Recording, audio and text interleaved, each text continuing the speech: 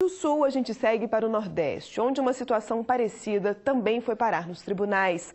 Moradores de um pequeno município pernambucano sofrem as consequências das falhas cometidas durante a execução de uma obra pública importante. A briga agora é para garantir a condenação definitiva do responsável.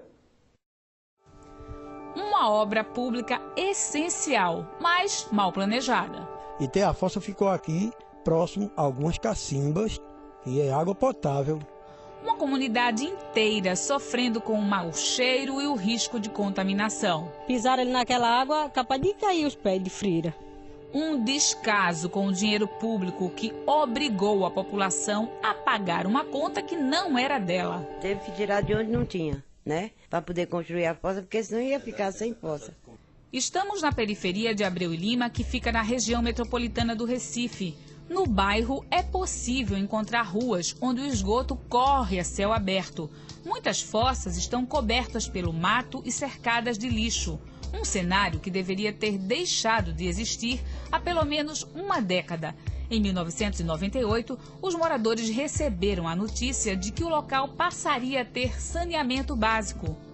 O repasse da Funasa como ente que concede as verbas federais, ela repassaria ao município uma quantia de aproximadamente R$ 133 mil e o município teria em contrapartida a quantia de aproximadamente R$ 13.350. O dinheiro foi liberado e o projeto até saiu do papel, mas tinha erros grosseiros. As falhas foram percebidas até mesmo pelos moradores, que passados 16 anos ainda se lembram das fossas, construídas sem nenhum critério. Onde foram construídas essas fossas, foram em lugares que não foi conveniente, porque deveria haver uma divisa dos quintais. Aí hoje ela está espedaçada, vazando e poluindo.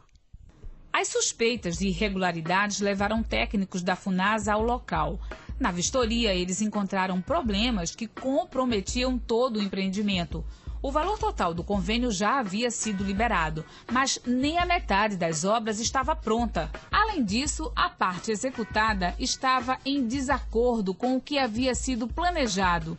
As valas, por exemplo, foram cavadas em dimensões que não correspondiam às indicadas no projeto. Então, os técnicos constataram uma série de falhas nas obras que foram efetivamente realizadas, de maneira que o que foi realizado não se prestava à finalidade prevista no convênio. Então, o serviço realizado não teve funcionalidade.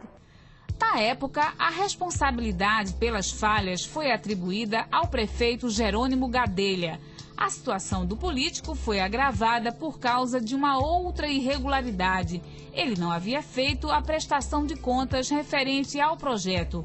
Para a Advocacia Geral da União, um desrespeito à lei de improbidade. Ele teria, pela cláusula 2ª desse convênio, que prestar contas nos últimos 60 dias de vigência desse convênio. Mas não foram apresentadas as respectivas contas, apesar de ele ter sido notificado reiteradas vezes para apresentar essas contas à Funasa. Coube ao Ministério Público Federal denunciar Jerônimo Gadelha, que passou a responder processo judicial. Na primeira instância, a Justiça Federal em Pernambuco condenou o político, que a essa altura já havia terminado o mandato como prefeito da cidade. A juíza que analisou o caso determinou a suspensão dos direitos políticos de Jerônimo por 6 anos, além do pagamento de uma multa, que em valores atuais equivale a quase R$2 milhões. E então a Justiça, nesse processo, declarou que ele cometeu um ato ímprobo, o ato de improbidade administrativa. Inconformado, o advogado do ex-prefeito recorreu da decisão.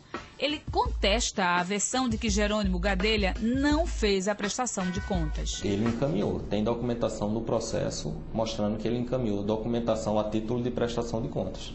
Possa ser que a Funasa tenha entendido que necessitaria de documentação complementar. Como o recurso apresentado pelo advogado tem efeito suspensivo, nenhuma das penas impostas em primeira instância está sendo aplicada. Isso significa dizer que até o novo julgamento que acontece aqui no Tribunal Regional Federal da 5ª Região, o ex-prefeito mantém os direitos políticos. Jerônimo Gadelha pode, inclusive, se candidatar nas eleições deste ano. Não incide, no caso, por exemplo, a lei de ficha limpa. Não há impedimento, com base somente no que consta nesse processo, à disputa de eleições.